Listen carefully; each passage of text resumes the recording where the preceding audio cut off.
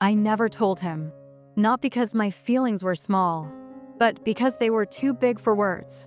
My name is Leah, and this is the story of the boy I loved quietly for years. A love that lived in the spaces between moments.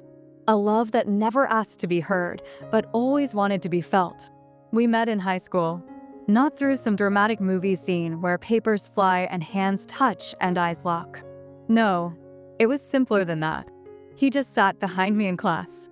He used to tap his pen against his notebook when he was thinking. He always messed up his notes and rewrote the same sentence 3 times. He smiled often, but never like he was trying to. It was just how his face rested, soft, warm, unbothered. And that was enough. Somehow, that was enough to make my heart remember him. We didn't become close immediately. We didn't even talk for the first few weeks. But life has a strange way of placing people exactly where they need to be. One day, we got paired together for a group project. That was the first time I heard him laugh, really laugh, and I still remember that sound. It felt like sunlight spilling into a quiet room. He was easy to talk to, the kind of easy where you don't have to think, where words don't have to be perfect, where silence doesn't feel awkward. We became friends, the kind of friends who share playlists and talk about the future at 1 a.m. and send pictures of the sky because it reminded them of something you'd like. And I told myself that was enough, just having him in my life, even if I couldn't call him mine. But the truth is, I loved him.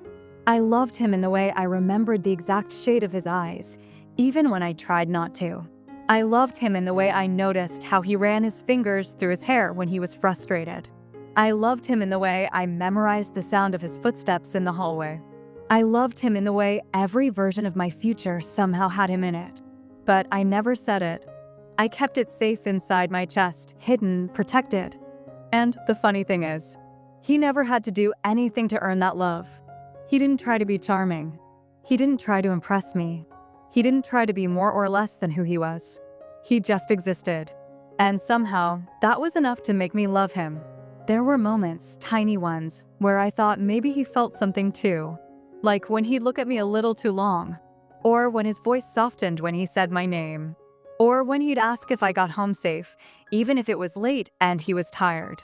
Or when he'd say, "I'm glad you're here," in a way that made my heart ache.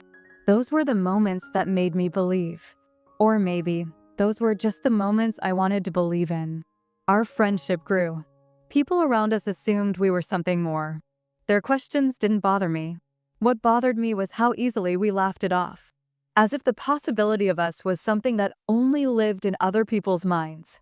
We graduated. Life moved forward. We ended up in different colleges, different cities, different routines. But we stayed in touch. Not every day, not constantly, but always enough to know we still mattered to each other. And sometimes, that hurts more. Because loving someone quietly means loving them while watching life happen to them without you. One evening, during break, we met again. We sat on the hood of his car, watching the sun disappear behind rooftops. The sky was soft orange, fading into purple. The kind of sky that makes you feel like something is ending, even if you don't know what. He asked me, "Do you ever feel like certain people are meant to stay in our lives forever?" I looked at him, and I swear, every word I never said came rushing up to my throat. I could have told him, "Yes, you. It's you. It has always been you." But I didn't. I just said something small, something safe, something that didn't change anything, because I was scared, not of loving him, but of losing him. If I said the words out loud, the illusion of maybe would break. And at least maybe gave my heart somewhere to live. Time kept moving. Life kept shifting. And he met someone. The first time I saw them together, my heart didn't break loudly. It broke quietly, like something that had been cracking slowly for years and finally fell apart. He was happy, truly happy. The kind of happy I had always wanted for him, even if it wasn't with me. I didn't cry that day. I didn't fall apart. I just went home, sat on my bed, and let the silence say all the things I had held inside for far too long. I still answered his messages, still listened to his stories, still laughed at his jokes, still stayed. Because loving someone doesn't always mean holding them close. Sometimes it means loving them from a distance that looks like friendship. And maybe that's okay. Not every love story needs to be confessed.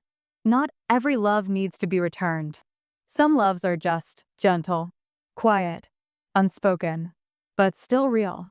He taught me how to feel deeply, how to care without conditions, how to love without owning. And maybe in another lifetime, one where timing is softer and courage comes easier, I'll tell him. But not in this one.